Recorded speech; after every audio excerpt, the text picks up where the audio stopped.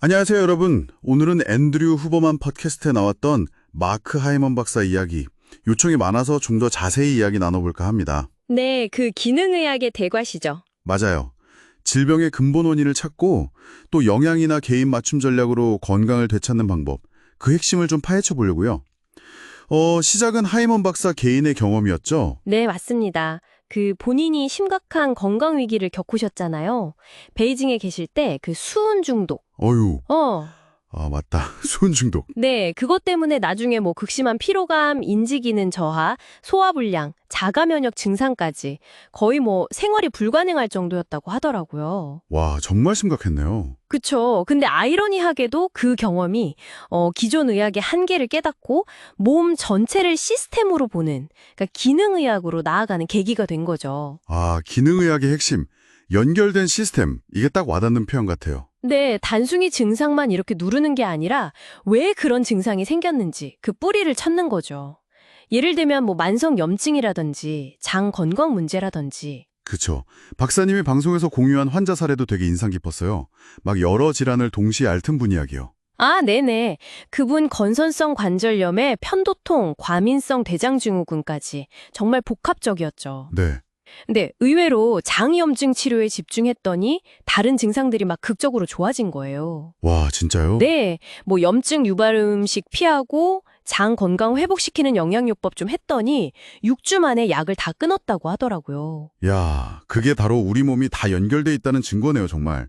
뿌리 치료의 중요성. 정확합니다. 그럼 우리가 건강해지려면 두 가지 방향으로 접근을 해야겠네요.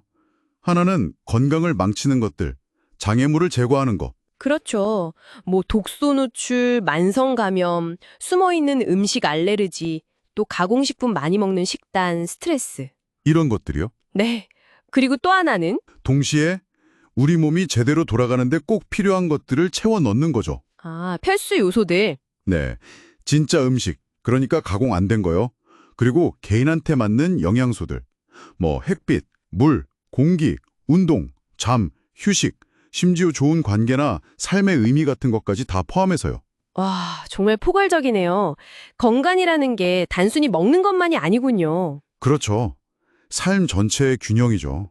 그리고 영양 이야기 나와서 말인데 하이먼 박사가 특히 장조했던 나쁜 조합. 이거 좀 흥미로웠어요. 네. 정제된 탄수화물이랑 지방을 같이 먹는 거요. 네, 같이 먹는 거. 이게 따로 먹을 때보다 훨씬 안 좋다는 거예요. 혈당을 확 올리고 염증을 막 일으킨다고? 특히 거기다 설탕까지 더하면 뭐 최악이죠. 불난증의 부채질하는 격이네요, 완전. 딱 그 표현입니다. 그래서 현대인들 식단이나 토양 문제 때문에 오메가3, 비타민 D, 마그네슘 같은 건 대부분 좀 보충이 필요할 수 있다고도 하고요. 보충제? 네. 근데 여기서 제일 중요한 건 그냥 막연히 먹는 게 아니라 검사하고 추측하지 말라 이거죠. 검사하고 추측하지 말라. 네. 결국 개인 맞춤으로 귀결되는군요. 맞습니다. 사람마다 다 다르니까요. 네. 모두에게 맞는 단 하나의 정답은 없다.